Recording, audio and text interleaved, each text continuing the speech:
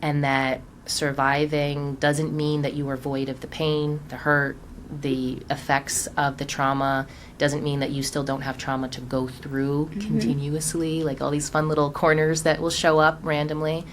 It just means that you're advocating for yourself to have a better life.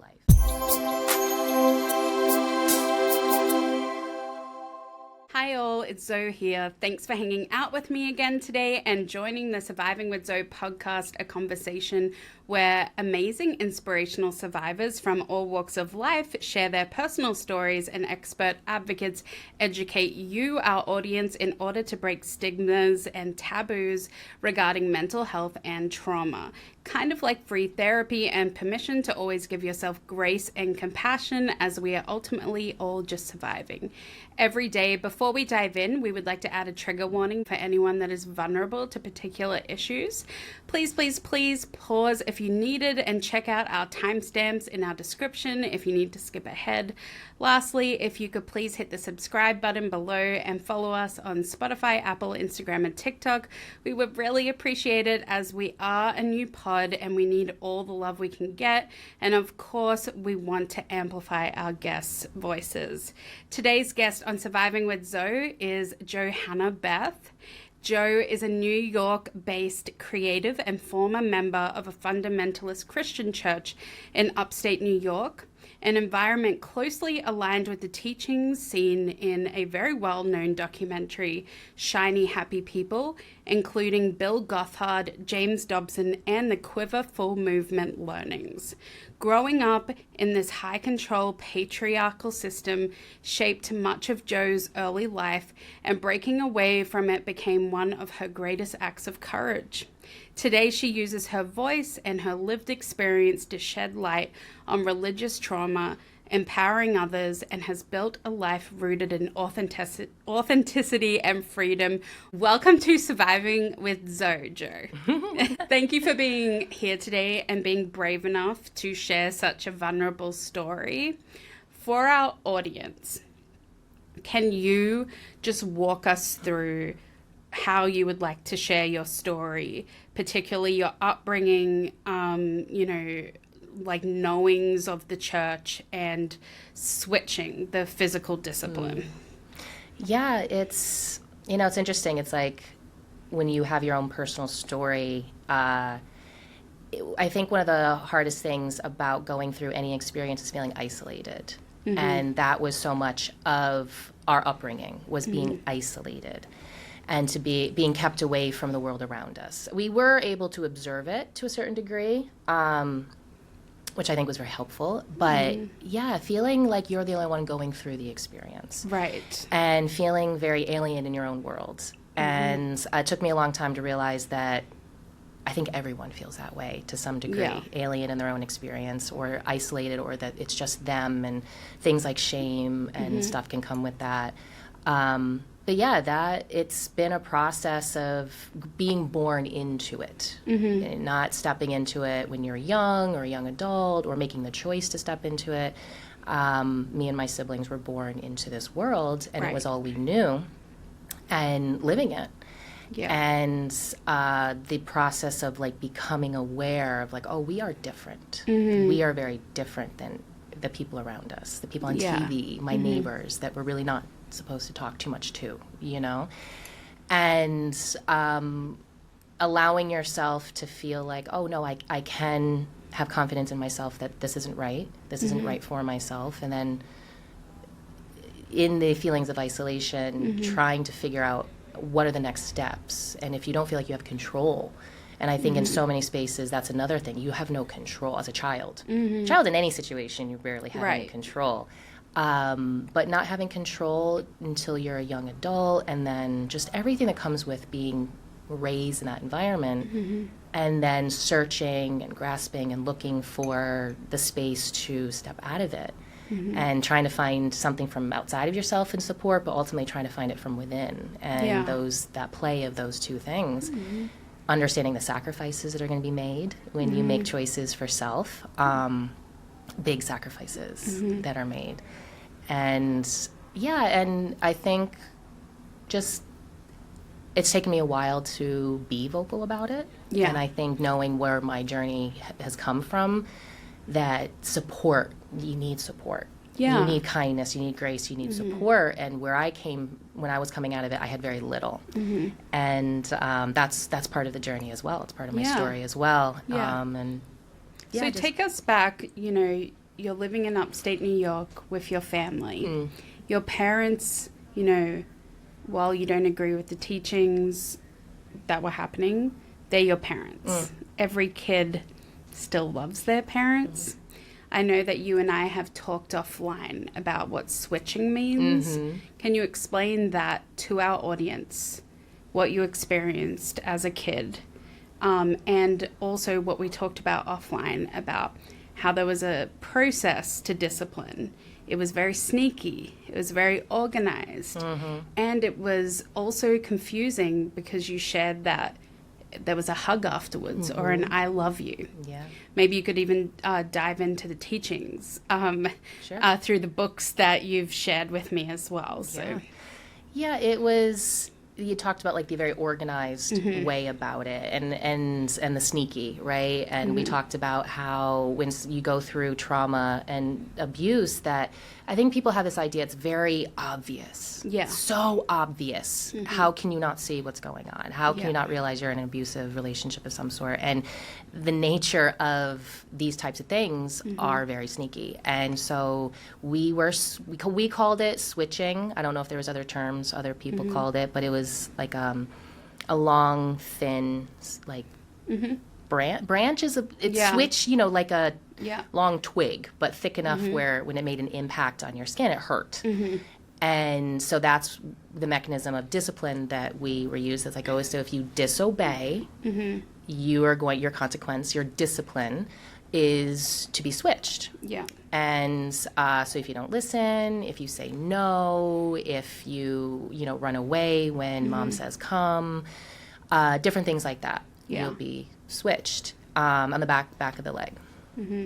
And it's funny about like me and my siblings and other people in the environment will talk about like, oh yeah, you had to go pick your own switch and like the little things that you would try to get away with, like trying to make it and by thinner the way, like that is very common with like, you know, beatings is the fear of the abuser making you choose the weapon that you're going to be hit with. And you had to choose right. Yeah. So what a mental burden. And I know that sometimes the physical can hurt less than the emotional.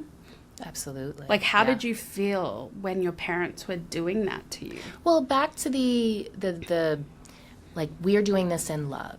You know, and the Bible says, don't spare your son the rod. And so that's what they were pulling from. And that this is an act of love ordained by God. Yeah. And so that for the long time, I didn't understand what religious trauma meant. Yeah. For me, I was like, oh, I've deconstructed so much of that. You know, I feel very secure in where I am. I don't think I have too much religious trauma. But then realizing, like, oh, no, there is so much of that mind game that is played like into manipulation. Every little thing. Yeah, like, we're doing this because we love you. And again, the obvious, and this is part of my story and other people's story of deconstructing what we have learned to call abuse, because in our brains for the longest time we didn't identify it as typical abuse. Right. Because in other bad families, you know, they will run after the kids with a spoon, screaming at them and hit them. Yeah. That's bad, but that's not how we do it. It was like quiet. We do it in love because you already know that if you don't obey, you're going to get switched, and then you're going to get a hug, and when you say we love you afterwards, and you're going to run about your day.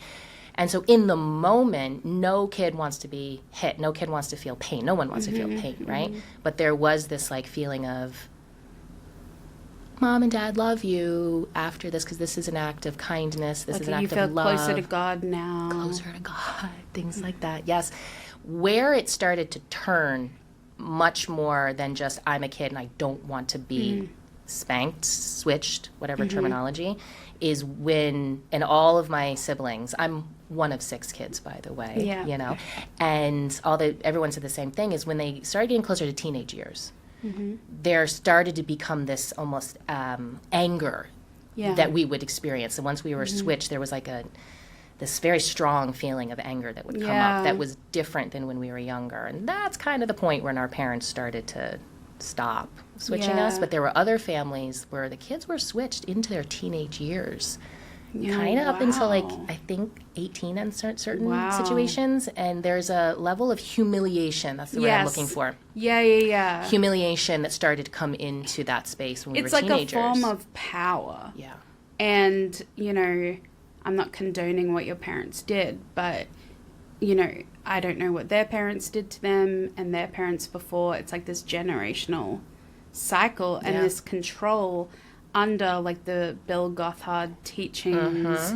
And, you know, even the word switching is interesting. Because, like and we also, we like, didn't use the word punishment. We're not punishing, we're disciplining. Right, we're but correcting. It's like, we also use that term. You're going to get corrected. It's time to be corrected now. Correct. So we, as a family, actually use the term correcting a little bit more than switching. Yeah.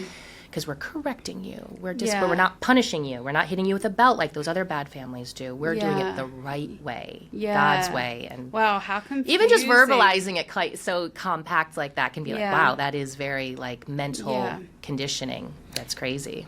Did you ever have empathy for your parents while they were switching you? Because I know a lot of survivors of abuse allow, you know, abuse to happen because they trust the person and they still love them. Like, you're still a kid. Yeah.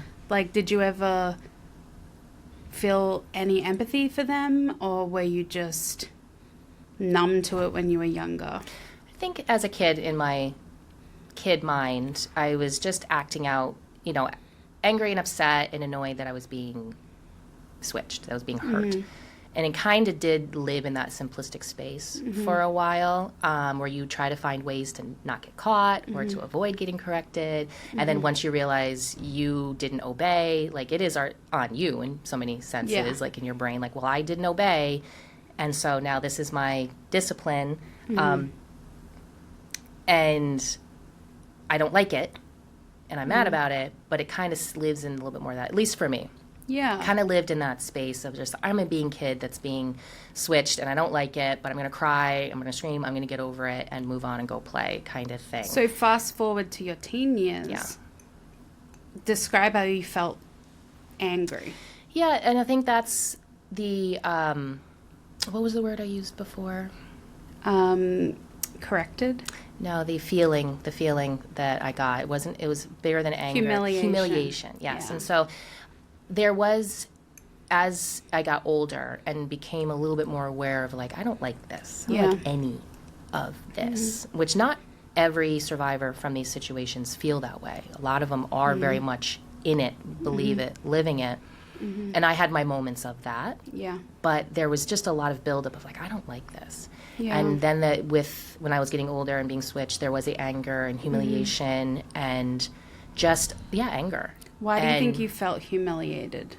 I don't know. I just, because it felt like, okay, I'm growing up now, maybe? Yeah. Like, I'm growing up. I'm not my a own kid. person. I'm trying to be my own person. I'm not a kid anymore. This is what we did when I was a kid. You're trying to reach for maturity, and then this almost feels like it's snatching you back. But to directly answer your question about empathy, I don't know if I think how I would process some of this stuff, especially with my more maturing mind and through the process of my, from then to now, being like, they really did think they were doing the right thing. Yeah. They really did. So you do have empathy for that, and empathy comes from understanding. Like, it's like educating yourself. Like, but I don't think you have a relationship with them today. Not super close, no. Yeah. I mean, that makes sense. Yeah. And your siblings, 6 siblings. 5 siblings, yep, one of 5 6. siblings, and then 6 including yourself. Did you feel like it affected you more being switched by yourself or seeing another sibling being switched? And what were the dynamics of reactions to being switched within 6 different children?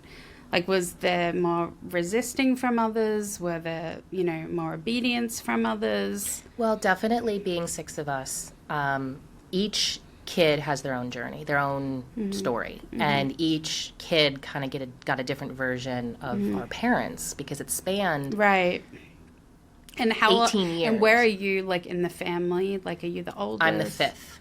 I'm the fifth Oh of my six. gosh, I would have Yes. thought you were the oldest. No, my sister. You're so wise. My only sister is the oldest, and then there's 3 boys, me, and then another boy. Okay. So I was surrounded with boys. And Okay. so my sister, who is 12 years older than me, she's 18 years older than the youngest. So there's an 18-year difference between the oldest and the youngest. So that is almost 20 years of each kid being born, and 20 years of my parents being very young themselves, 20, 21 years old, when they started their family and when they were first involved in the church. Yeah. They moved into the church, into their marriage at, I think, let's just say 21 years old. Yeah. And so we have 21-year-old kids having kids. Yeah. This new way of raising children, this new, faith-based way of raising families and things like that, and then cut to 18 years later, so many processes. So each kid kind of got, I think, different versions of my parents, and maybe a little bit outside of just the switching, because we're very much kind of in our worlds. Like me and my 2 brothers, the 3 of us were that pod of the kids that were there's like little groups within our own family, because of the ages, and we just lived. We were like annoyed if the one tattled on us, so we got corrected or switched, and trying to avoid it if we're being playful, if we say a word we're not supposed to say or whatever. It just sort of like you're living in the moment, you're living in the world of like just try not to get switched. But as we take a step back and evaluate it and look at it older, there were a lot of those things. There was more anger towards the switching and the discipline and the control in some of the older boys. I definitely experienced anger, as I said, as I got a little bit older into young teenhood. But my sister talks about how things got more strict as things came down the pike towards me, which is different than it normally happens. Yes. Yeah. And so there was a life that she was able to live a little bit more, not quite as feeling so heavily oppressed and isolated. She got to go to college. She was able to have a job, things like that.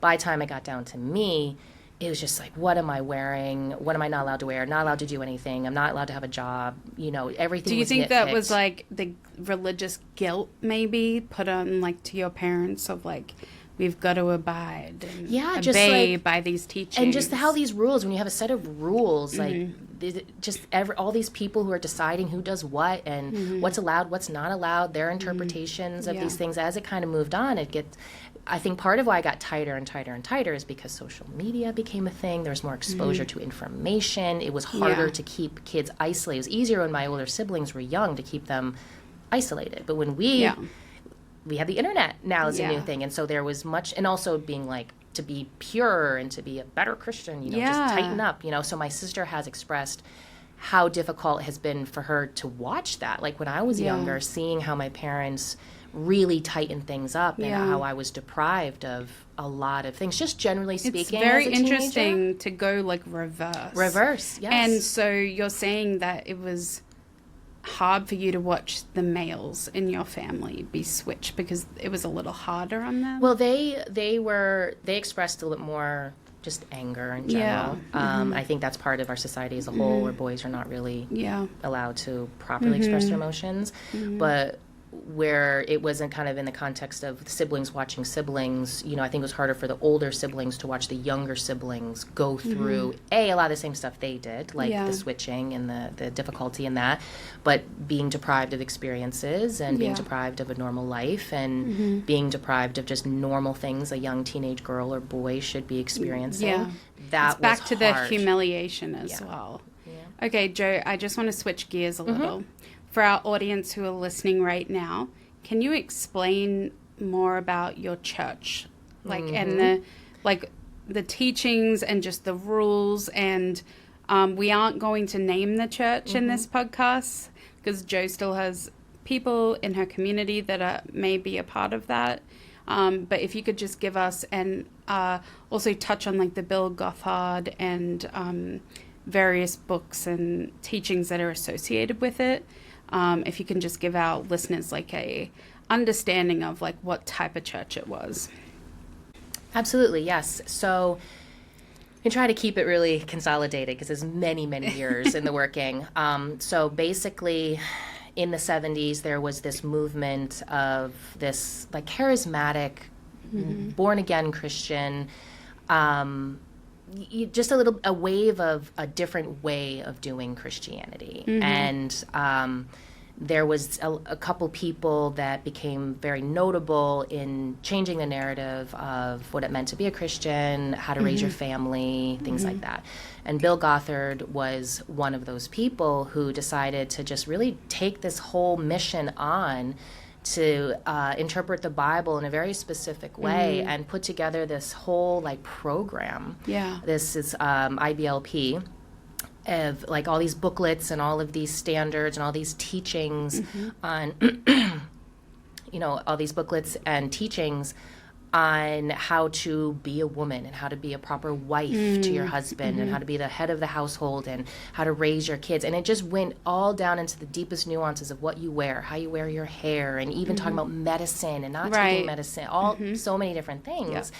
And it really gained this incredible momentum. And anyone, as you mentioned, would know that's the Duggars. The Duggars followed that mindset and that belief system, right? So I think that can give a mind's eye to people of really what I'm talking about. And if anyone is curious, again, the Duggars, the infamously big family, large family, on the Shiny Happy documentary. Yeah, Shiny Happy People. Shiny Happy People documentary. And then Josh Duggar. Yes. Is in the news infamously, notoriously, for child abuse within his own siblings. And to know also, Bill Gothard ended up stepping down from his position in this whole foundation and everything he was working on because of allegations of his own as well. Right, which is very common. Yes. And in the religious community. And his brother that he also exposed to people and these like camps and so many teenagers and young adults working in. Yeah. But so that was a wave that went through the U.S. and even in other parts of the world. Yeah. And what's very interesting, though, is that's not who my family and the church thought they were following. The man who started our church adopted those principles but kind of presented them as his own. And because there's no internet and because of the nature of isolation, it was easy to, and the name Bill Gothard had moved around and, it wasn't completely, people weren't completely unaware, but not really aware that he adopted the entire thought system, the entire belief system, entire way of doing everything, in particular raising kids. Right. And there was other people, like James Dobson, very responsible for the corporal punishment of children and purity culture. Don't let your kids date and don't date until married, things like that. And so there was a number of pillars of these communities that really had this wave that started in the 70s that my parents became involved in. Yeah. And then from that one church in upstate New York, it webbed off and branched off into other little pods around the country. And that's actually my ex-husband is part of one of the little pods from Maine. And that's how we knew each other and how we got married. And we got married very young as well. But yeah, there wasn't really an awareness of that's where the teachings came from. But we were raised the same way, like how we dressed and what we did. And as women and girls not able to live a full life, even in comparison to the boys within the same church. Yeah. And the Quiverfull movement, which is an idea of have as many children as possible. Right. And birth control is up to God type thing, which each church decided to manage that a little bit differently. So not everyone's having 27 kids, and that's impossible for any woman to healthfully do, in a sense. But the idea of like more soldiers for God. The quiver is what holds the arrows. Yes. And so the arrows are, the tools of God and for God's kingdom. Propelling you forward if you obey. And talk to us about how it was like to grow up with purity culture, especially as a young girl, and your marriage. I mean, I know that you've actually spoke very highly of your ex-husband, and that it was a very hard decision to get divorced and leave your church eventually. But just take us back to like purity culture and the beginning of that relationship. Yeah, so in the environment that I was raised in, which I think it's helpful for people to hear high control religion, because I think that will be a blanket over many different things as opposed to my little niche experience. High control religion covers a larger blanket with a lot more people that have a lot more stories that's outside of just this very unique church of my own. But one of the, common denominators of this type of experience is purity culture, which basically means, it's up to the woman, the young girl, starting in young girlhood, to cover your body, to not be promiscuous, to not... Basically, and what does that mean, to not be promiscuous? Well, to not flirt with boys or not pay too much attention to them. And how old, could a girl be when she's told this? Oh, it starts from... I remember being single-digit age and, dancing around in the kitchen and being silly, and my mom correcting how I was opening my... I had stockings on in a skirt. I was at home. Just twirling or something. Yeah, just doing whatever and being corrected about how I'm positioning my body, how I sit. Don't, you don't open your legs. Your skirt needs to go over your knees. Which, being switched over that. There's a certain degree of teaching kids how to exist in their own body and the world around them, but it went beyond the point. Switching was a little bit more for disobedience. Got it. Yeah, disobedience or attitude problems that if you don't fix your face fast enough, then you're gonna get. But that was just more of conditioning of But it's you're a little girl, you don't know anything about anything. No. And all of a sudden you're being told it's your fault if men desire. Yes, and that's really what it comes down to. All of the parts of purity culture, really the core of it is your fault. If your skirt was too short and you cause someone to look at you in a sinful, lustful way, that's on you because you didn't cover your knees. Yeah. Which these lines are all arbitrary. And, if everyone talks about, even in just standard Christian upbringings that are a little bit more socially acceptable, they talk about Sunday school teachings and youth group about the chewed gum or the flower petals that are plugged, being useless, being worthless if someone takes your virginity, if you have sex, or if you kiss, or if you defile yourself or allow yourself, whatever it may be, that your value as a human person, as a woman, is being devalued because of any type of interaction like this, but it's still, the onus is still on you as the young woman. And it really does start from as early as your awareness begins of how to dress, how to sit, how to act. Little girls shouldn't play with little boys, and up and up and up and up until... Yeah, separate and isolate, and like you said. Not allowed to date, so there's no real discovery between two young adults learning about what it means to learn your own boundaries, learn your own pace, learn how to say no, learn to read people and be well, this doesn't feel safe for me. None of that. Well, your brain's not developed. But we really kind of took it a step further, and it's no dating whatsoever. Little to no contact between the people getting married. Oh my God. And it was up to the fathers, the heads of the households, to kind of determine who was going to be good for who. We had a choice to a point. We could say, no, I don't want to marry that person. So we did have that level of autonomy. And maybe other people didn't. Yeah, some people, but there was also sometimes pressure applied, he's from a good family, he's from a leadership family, he's from, you're getting to that age, there's no other options. Exactly, so there's that stuff. Manipulation behind thrown the scenes. in there, but it's also saying yes or no to someone you really don't know. So that's how it was. The fathers would be oh, there seems to be maybe a good match here. We're going to talk to each other and then bring it to the kids and see how the kids feel about it. And then you're betrothed, you're not engaged. It's changes of terminology was very important to them. Yeah. And then a very short engagement, and then you're married, and then off you go, being adults. So did you spend any time with your ex-husband at all before the altar?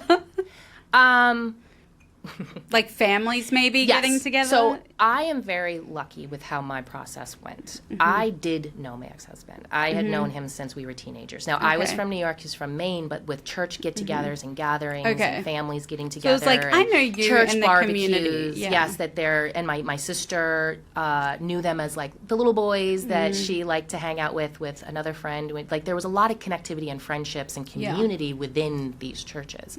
So he was not a complete stranger to me. He was someone who came from a good family and a family that was highly respected and good people. And even though I didn't know him as intimately as you would know a boyfriend, I felt like he was a good person and Yeah. someone that I could trust, someone that I could enjoy being around, because I did. Yeah. And when it came up for it to, that's how it was going to be, we're like, okay, this feels good, this feels right. Yeah. We actually want to do this. Good. Yeah, And at least it was that type of experience, because Yes. it's not always, Not always like that. No, within my own Yeah. church, it's not always like that at all. And so I was 20, which did seem, I was getting a little older. I was heading the older portion to be married by that point. And he was 24, so Okay. he had already been going through college because he was allowed to. Going through college, establishing his career, really having a strong, a foundation of his own that he was building, especially to have a wife and to go out on his own. And then we got married when I was 20 and he was 24. And how long did the marriage last? 12 years. 12 Yes, years? 12 years. Wow. Yeah. We really grew up together in so many senses of the word. So it was not long after we got married that our deconstruction happened. So within the year. So when I got married, we moved to Maine for a year because they had a place to live above his parents. It worked out great. And things just started happening and stuff just started swirling, and he and I just started to look at things differently, see things differently. And me being kind of plucked out of the bubble that I was in was very helpful, because even though I never liked it, I was very obstinate, always fought against it, I could sense that I was beginning to hit a point of like, the conditioning started to roll over into like, all right, this is the way things are. I do want to like be a good person, a good Christian, a good woman, a good wife. And it started to kind of roll into that space a little bit. And me getting married and then leaving that environment and going to his family, who was very, very supportive, but not meddling, just very matter of fact of like, you guys are your own new little family and we support you. It kind of like shook me a little bit and opened my eyes to look at things a little bit differently, see things differently, and he and I really moved on that path together at an equal rate, which was also a tremendously lucky. That doesn't always happen. Yeah. And then we moved back to New York within the year, and shortly after that is when we chose to leave the church. So we were still very young, very newly married and very young. But you also had each other, which is amazing. Yeah. And you're both going on this scary, unknown journey together. Yes. Yeah. Living in New York City? Not yet. Okay, so in the greater New York. Yeah, and near then, my family and my parents. Got and it. Got it. But you've gotten out of your bubble. His parents are less strict in a way. So at least with us. Yeah. And they were going through their own journey. Right. As so well. you've experienced independence. You've probably seen other cultures, people along the way. Yep. Was there like a breakthrough moment that you were like, I don't want to be in this religion anymore? So it was a lot of different different things all piled in that kind of came to a head. But if I had to take one concept of the most overwhelming thing that was beginning to speak to us, was how people are being treated. And that was what was impacting us, is the people within the church, the flock, as it were, how they were being treated, how people we cared about were being treated, if they didn't align exactly with how you're supposed to do things. And actually, one of the other pieces in our deconstruction was we started reading the Bible more. And this is a process of a lot of people's sort of deconstruction, is actually reading Jesus' story a little bit more clearly and realizing, I'm like, oh, they're not acting like Jesus. Yeah. At all. Which can be said for a lot of people in today's so age. Many. There's a lot of conversation happening right now where I don't subscribe to the faith in the way I used to in any sense of the word, but there's still this idea of like, if you just read it and absorb what these words are of this person that's being spoke of, you guys are not walking your life that way. You're calling yourselves Christians, but you're not walking how Christ supposedly So you started walked. to see the contradiction. Yes. And your brain is probably developed at that point. Working on it, and you're growing up. It's probably even slower developing because of the trauma that you've been through and the isolation. Yeah. So it was lots of little things. When was the moment that you knew that you couldn't be married anymore? So that came many years later. So our journey out of the church was when we were very young. Again, really within a year, a little over, about a year and a half after we got married is when we chose to leave the church. And a lot happened in that. And when we left and we were in New York, near where my family lived, when we chose to take a step back, I lost every single person in my life, barring maybe one or two people. So even though I had the support of his parents and family, they weren't local. It was where he and I were. It was him and myself and our little cat boy that we loved so much. What was the cat's name? Carpathia. Aww. A crazy name, I know. I got my little tattoo of him. And it was our own little family. Like when I said sacrifice, when I chose to step away from the church, not being like family, I reject you, but in a sense, that's what they can only understand. This is everything that we are. There is no separation of family, life, and church. This is all one thing. So when we chose to step back, I lost everybody in my life. And so him and I, we depended on each other so much, and we were an island where we were jumping into the real world and learning about the real world, and we lived a lot of life and experienced a lot of things and supported each other through many things for 12 years. And it just hit a point where once we had done a lot of growing up and continue to do more deconstruction of just like ourselves and people and the fact that we didn't date each other and learning that ultimately we weren't the best pair as husband and wife. We were a great pairing of best friends. And family, it sounds like. Just in many different facets, but just being like, we love each other. We care for each other. We've gone through so much together. We're really good best friends, but we're not aligned as husband and wife. And I could talk a whole other podcast about, that's a whole other story, of why. But, I don't regret any of it. And not to say if we dated, how things may have ended up differently. I don't know, like just learned that earlier. But it really just came to a point where like, I think we learned that the alignment isn't there where we need it as husband and wife. And we do need to kind of know what life is like in self without depending on each other worked so well and was needed for so long. Then it hit a point where I'm like, I think where we were like, we need to know what life is like outside of, and I mean this in the best way possible, a codependency. And kind of breaking Which is that. what first relationships are like. Because you don't learn, like, unless you make mistakes. And, being away from your family, being young. I mean, of course, like, that makes total sense. And as you're making the decision to leave the church, to also divorce, you're coming closer to this version of yourself, who you are today, which isn't easy. And I just want to acknowledge how hard it must have been to lose your entire support network. Very, yes. Did your ex-husband leave shortly after you, or is he still in the church? Oh, no, we left at the same time. Okay, So the timetable is we got married at 20 and 24, and a year and a half after we got married, we left the church, and then were married for a little more than a decade after that. And then, so we left the church together. And just really started our journey. Is he still in Maine? No, he's in the city. We both moved to the city together and lived many years in the city together. And then separated when we were here is when we were separated. Are you like cordial?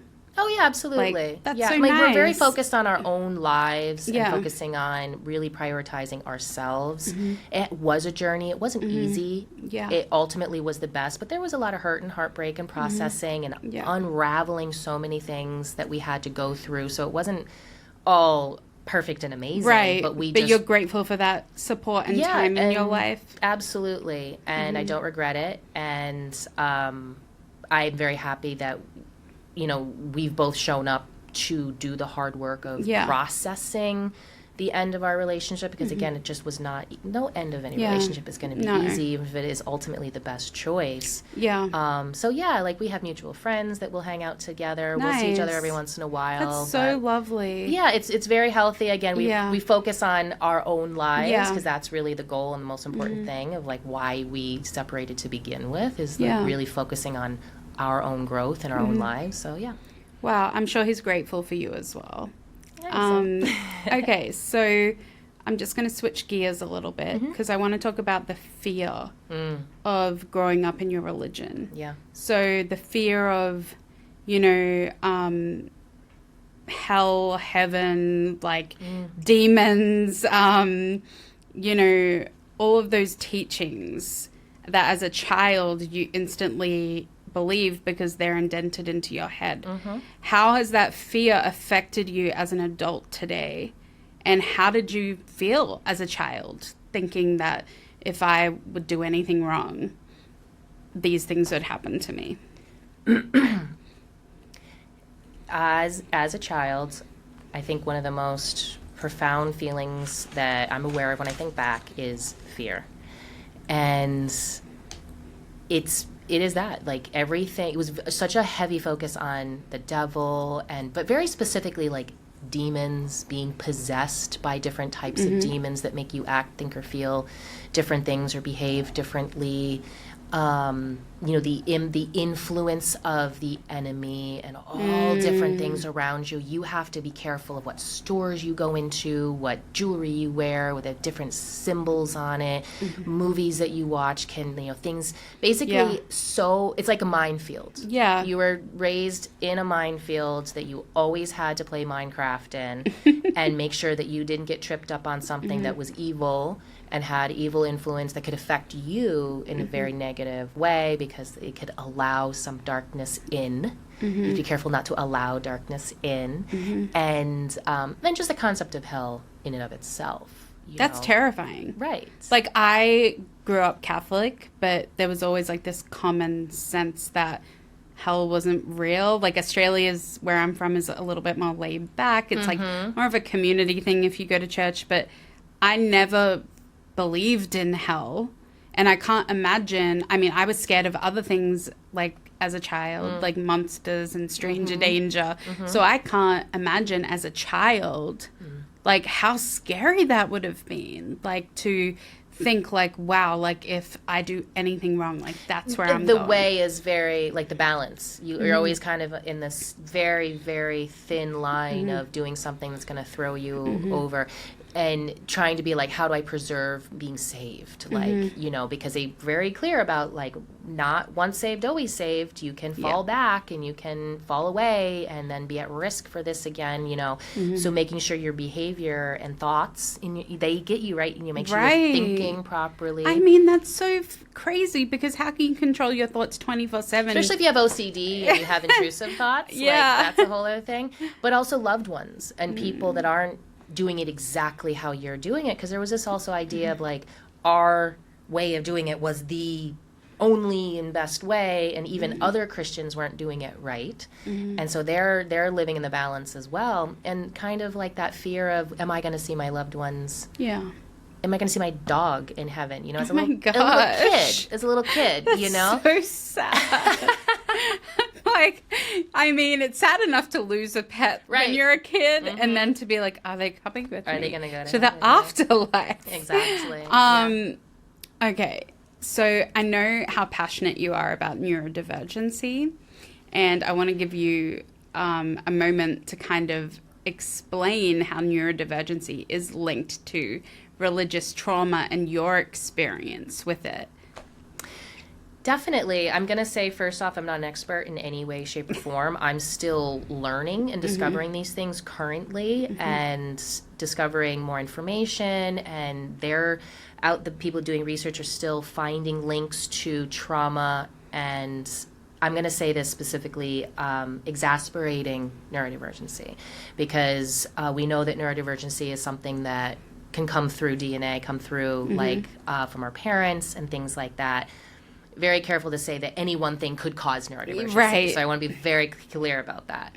That your nervous system, neurodivergency, and our nervous systems, and how these things really exasperate symptoms, because it's like fight or flight being engaged very much and all the time, and how that impacts our anxieties, or impacts our OCD, or impacts our, our ways of coping, So if you have ADHD, it's so easy to cope with being on your phone too much, or, looking for dopamine, or, and with anything, they come in little families. Very rarely do you ever have one thing. And I only recently discovered that I struggle with OCD as well, but just not as typical outworking as people recognize it to be. It's those cyclical thoughts. And when you introduce things like, am I going to say the wrong thing and I'm going to fall from grace? If I watch a bad movie, am I going to catch a bad spirit that's going to attach to me? And then you have these cyclical thoughts that keep running and running. That really fuels the fear. And then with OCD and with other things, again, they all kind of work together often. Yeah. Saying the right thing, doing the right thing, certain levels of control, of holding some form of control. When you feel fearful or out of control, it can exasperate the symptoms of what we already have. And also, my struggle with neurodivergency is I was homeschooled. All of us were homeschooled our whole school career, K through 12. And even though my mom was very intelligent and did a really good job and really devoted her life to that and is a very smart woman, the neurodivergency part of it and like my dyslexia got completely missed. Completely missed. And then that built into me such deep feelings of inadequacy. Because I wasn't measuring up the same way by doing the same things that everyone else was doing. I couldn't learn to spell to save my life, or I would cry at school because I couldn't understand. And you're like, why something. is this happening? Why is it me? And so I felt very stupid and inadequate and insecure in many ways because of that built-in feeling of something's wrong with me. Just me. And I feel like young girls, and I think we talked about this offline as well, are often overlooked because they don't express their symptoms the same way little boys do. I'm not outwardly hyperactive. So there's like a whole lost generation of women that have ADHD and neurodivergency of all levels. So and like you said, it's not just linked to religious trauma. It's linked to trauma, like of all kinds. So thank you for sharing that with me. Okay, Jo, we've got 2 questions left. So today we've talked about, religious trauma, fear, purity culture, getting married young, switching. How do you think younger Jo would feel about Jo today? Do you think that she would be proud? I have thought about that a lot. I've been trying to give more space and attention to younger me, younger versions of me. I think she would probably be in awe of the fact that she lives in New York City and that even though life is not easy, it's not perfect, and kind of learning those lessons that we all have to just navigate the world together the best we can. I have people that really care about me and love me. I live in a city that as a little kid and a young teenager that started to dream, never thought that was ever a possibility for me to live and to have these experiences. The world I grew up in was very definitive of like, you are going to live like this, in this place, and in this way. And living in New York City and being a creative and exploring, what my future looks like and whatever I want to do with it, and having people and relationships and dating, dating and being single as an adult. I'm experiencing things that she at a certain point realized that she probably would never experience. And I think she would be very excited and in awe of that. I love that. Which I have to try to connect with that. When things get hard, trying to and that's a sign of trauma as well, not being able to connect with your younger self because you spent so many years disassociating.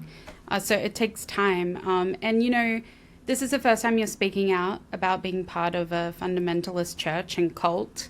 And, people that are going to hear this. And I know how hard it is when you do speak out because so many feelings and thoughts of like shame and is this going to affect others kind of comes to mind. Why was it so important today for you to share your story? I think it comes back to that feeling isolated, right? And feeling like, and I think, again, this is an umbrella over a lot of abusive relationships and experiences. When you're trying to leave something, or you're trying to make sense of it in your own head. When you live in your own world, in your own head, it can be very confusing, very overwhelming. Abuse is very sneaky. It's manipulative. It makes you think things on your own, regardless of that being your truth. And that can be a very confusing space to be, and again, isolating and scary. And when my ex-husband and I left the church, again, because of what they believed in the moment, I've reconciled with so many people, and there's been so much beauty in building relationship. But in that moment, they were very conditioned to think and believe a very specific way. And they were hurt and shocked and couldn't understand it. But regardless, I lost just about everybody and everything. And to answer your question, why it's important that I feel to speak out on it is to help people feel more supported and help people feel less alone in their experience. And also, very specifically, when abuse is a little sneakier, when the mind games are stronger, and when you feel like your abuse, well, it isn't as bad as this. Well, I didn't go through... I wasn't beaten with into my life every day. I wasn't starved. I had a roof over my head. I had clothes. I had parents that said they loved me, you know. So what right do I have to compare my trauma to somebody else's? It's more obvious. And that was a really nuanced part of the peeling the layers back, of realizing, like, no, I can realize and acknowledge my trauma was real. No pain is bigger than someone else's. Yeah, it's your own journey. And so speaking out and being like, yes, this is a real thing, and in so many senses it is very big, but even in the small spaces, when your mind is still trying to tell you, well, it wasn't that bad, and well, maybe they were right, or maybe this, or maybe, like, having resources and people and voices to listen to be like, oh, okay, no, my journey is real and is valid. And that's, so feeling like, oh, there's a voice out there that I can resonate with, I think is important, because I didn't have as much of that. I had it in bits and pieces and in important spaces, like my husband, who we validated each other, and his parents and brothers at the time, but very little. And social media was not, I didn't have podcasts to go to listen to at that time. So hopefully you can offer someone else something. Very well said. I think a lot of people that are listening that might be in similar situations will get a lot out of this chat today. I know it hasn't been easy. So we're coming to our last question that we ask all of our guests. Jo, why do you think you're a survivor? People have said something to me that I've tried to take time to process and try to understand what it meant, where they would say, you're so brave for, you know, leaving the church, or you're so brave for, you know, taking those steps and moving out of it. And that's not something, how other people viewed me or how I was viewing myself. It was very just one foot in front of the other, and that's kind of the only thing I was thinking at the time. Just keep moving, figure out your life, figure out the next step. What's next, right? And when I would choose to share with people my story, which was never something I would do very, very openly, they'll be like, wow, you know, you're really brave, or very strong, so strong. And I just was like, okay, sure. But realizing later on, like, it is very scary, and it is very hard. And the fact that I did keep going, and keep pushing against something that I felt like was wrong and not how I wanted to live my life for myself. And that surviving doesn't mean that you are void of the pain, the hurt, the effects of the trauma. Doesn't mean that you still don't have trauma to go through continuously, like all these fun little corners that will show up randomly. It just means that you're advocating for yourself to have a better life and to find healing and to find happiness wherever you can, however you can. Amazing. And that's what I've been trying to do with my life the best. Sometimes I'm like, oh my God, I'm failing. But still just taking in the beautiful moments and the people that love you, that are around you. So perseverance and determination, it sounds like. And I think that anyone can relate to that, whatever they're going through.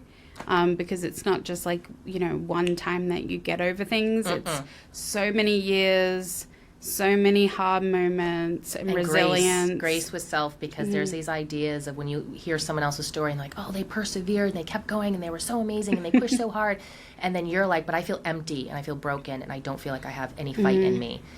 Part of surviving and part of persevering is giving yourself grace in those moments and allowing yourself to kind of crash a bit and take a breath. And hit rock bottom. Yeah. Yep. Amazing. Thank you so much for coming on today, Jo.